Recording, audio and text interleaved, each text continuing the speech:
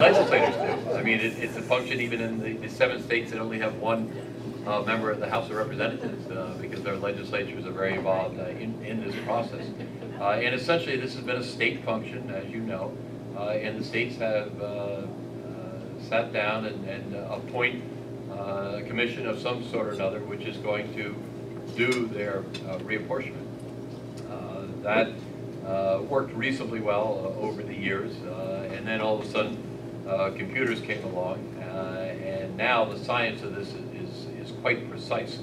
I have, in the time when I was still governor of Delaware, I have seen legislators and others sit down and go over literally small neighborhoods and whack things up block by block in terms of how they may be advantaged from their own political circumstance. That is becoming more Republican or more Democratic in terms of how people might vote in the next election. This happens at the congressional level. It happens in most of the states of this country. And as John has indicated, when you break it down, there are not that many districts that are really in play. Maybe in an unusual year you might get a few more in play, but typically there are just not that many. It's pretty certain that a Republican is going to be elected or a Democrat is going to be elected. The only thing that's in play is a primary in that situation. But either way, whoever gets elected for those districts is going to come to Washington, D.C. with a head of steam about making sure that he or she is representing the interests of their party.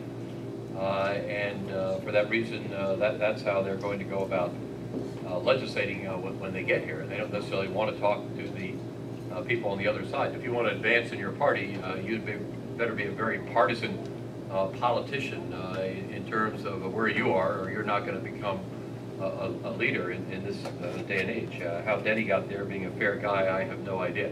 He must be a very skilled person. But by and large, we don't see that as much anymore, and that's problematical. So John and I have talked about this as we have a number of issues over the years, and a couple of Congresses ago, we introduced legislation which would call for handling reapportionment differently.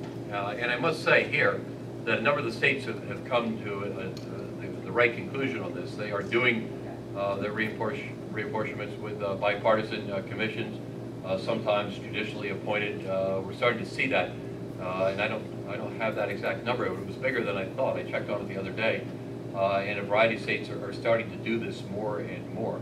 And believe me, with the use of computers, etc., you can beat all the civil rights issues and all the balance issues possible, just as you can use those same computers to make these districts more Republican or more Democratic, and that is starting to happen in some states. But our legislation would basically call for eliminating pure gerrymandering per se, which is the name obviously used for all this. It would call for bipartisan commissions in these various states to make sure that this is being done in a fair way. And it basically means that in the future you're probably going to have a greater balance in the political makeup of congressional districts. That won't, in my judgment, discourage people from running. It will encourage people to approach government perhaps in a fairer way than they do today, and then to come to Washington and treat that in a fairer way than presently happens, which I think would be important. The Supreme Court, of all things, has been very sort of almost liberal in terms of how they've done things. They have basically indicated that you can reapportion almost at will, if you will, which is a problem. As you all know, we're going through a census count right now, so reapportionment will start in this next year. And we believe it should happen at that time after the census, and that should be the reapportionment for a 10-year period of time.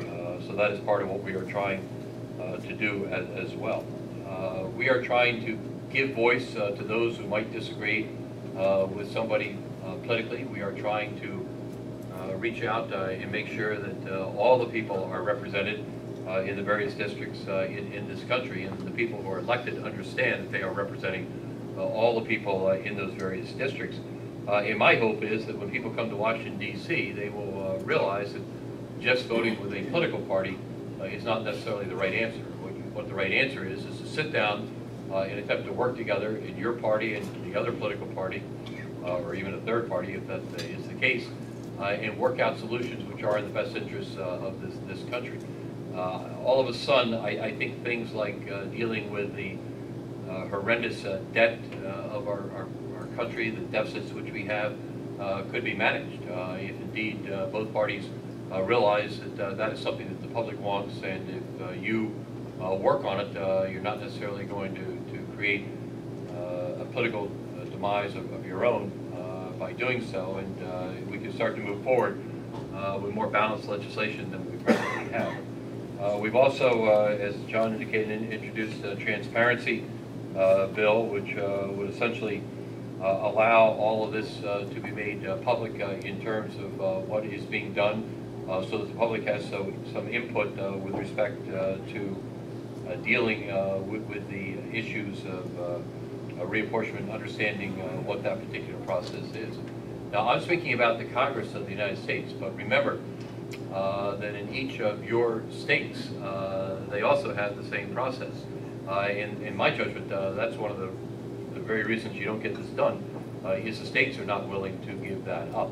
I know my little state of Delaware, we have legislators who've been there forever, probably should have moved on some time ago, but it becomes a sinecure at some point. They're working on their retirement and their travel plans, and whatever it may be, and it's not easy to get rid of them, and I think that's unfortunate too. So there's a lot of political pressure the other way on this, but the fairness issue, I think, dominates in this situation, and we should move forward with it. What is the chance of legislation like this passing? I'd love to ask John that question. I give it something less than 1%, maybe a little bit less than that even. It's just very difficult. You're not about to have members of Congress vote on something which could affect their future livelihoods, particularly as he's indicated, since about 90% of them are in districts in which they're almost unchallenged, except perhaps in a primary. So it's unlikely that this will happen. There are a number of groups out there who are making some difference. Obviously, they're generally good government groups like the League of Women Voters and groups like that who believe that this should happen, but their political impact is not particularly great in this circumstance. So we're not dealing with what I consider to be an easy political situation, but I think we're dealing at a time when we should be talking about it. We're dealing at a time when the problems that we're facing over here in the Capitol aren't being addressed correctly. We are dealing at a time when the White House and the Congress are having problems getting together and getting things done.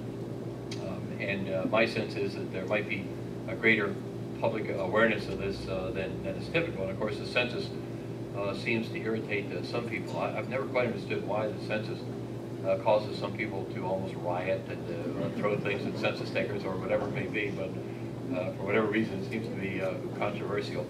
And this is perhaps as good a year to talk about this and to try to stir it up as any we can imagine. So we'll continue to work on it in every way we possibly can. I owe John a going away present. Maybe this could be the going away present when he leaves us. And to work with a John Tanner is really great. As Denny has indicated, he's a person who has always been open to working together. He's always been a pleasure to work with, and lo and behold, next thing I know, I read he's retiring. For God's sake, that's the exact kind of person you don't want to lose in the Congress of the United States. But hopefully before he departs us, we can make some movement in this particular area. So let me conclude there.